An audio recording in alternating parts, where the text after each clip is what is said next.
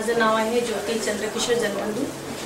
मी 15 वर्षापासून social work म्हणून काम करत आहे आणि आता हल्ली 5 वर्षा अगोदर गडकरी साहेबांची भेट झाली दयानंद कॉलेजमध्ये।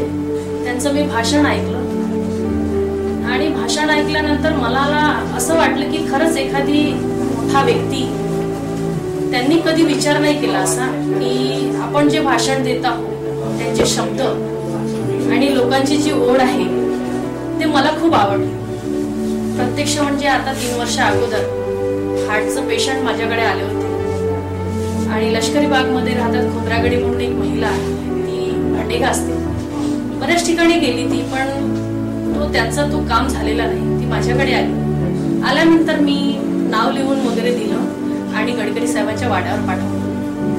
मला एवढा म्हणजे आनंद वाटते की गडकरी साहेबांनी तिला प्रश्न सुद्धा विचारला नाही की बाई तू कुठून आलेली आहे, कोणी तुला पाठवलेलं आहे, असा न प्रश्न करता त्यांनी विचारलं आणि तुला काय त्रास आहे ते त्यांनी तुरंत फॉलो केला।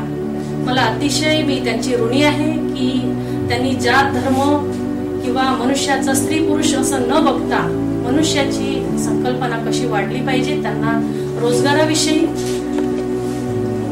मित्रता भाव असा झाला पाहिजे की प्रत्येक मनुष्याला असं आढळलं पाहिजे जे काही गडकरी साहेब करत आहेत हे सगळं मनुष्य प्राण्यांसाठी करत आहेत। त्यांचा एकमेव विचार आहे की आपला भारत, आपला नागपूर शहर कसा संकल्पना वाढली पाहिजे, त्याच्या मनामध्ये बेरोजगारीविषयी, शैक्षणिक विषयी आणि युवा विषयी कशी संकल्पना वाढली पाहिजे आणि त्यांना आपण मदत कशी केली पाहिजे ह्या विषयात त्यांची प्रत्यक्ष चर्चा असते आणि ते त्याचे काम करत असतात।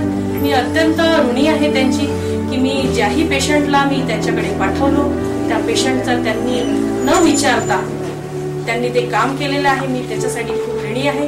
दुसरी गोष्ट अशी आहे की मी निराधार योजना चालवते, त्याच्यामध्ये 100 लोकांची मागच्या वर्षी निराधार योजना केली। 60 वर्षाच्या जे महिला पुरुष असतात त्यांची ते मागच्या वर्षीची आपण तहसीलदाराकडे जी आपण फाईल घेऊन जातो त्या फाईलची कृती त्यांनी केली नव्हती।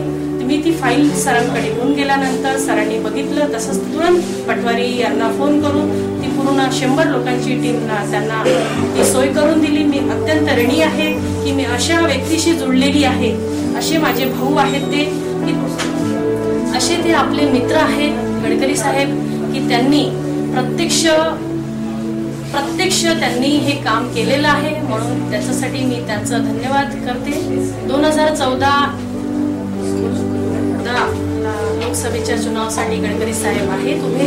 आम्ही प्रत्येक महिला, आमच्या सगळ्या मातृसंघ आम्ही एक निर्णय घेतलेला आहे की गडकरी साहेब कोणत्याही हालतीमध्ये लोकसभा चुनाव निवडून येणार आहेत आणि सगळ्या महिलांचं त्यांना संकल्प आहे की ते गडकरी साहेब निवडून येणार आहे आणि एकमेव असाही व्यक्ती आपल्याला आवश्यक आहे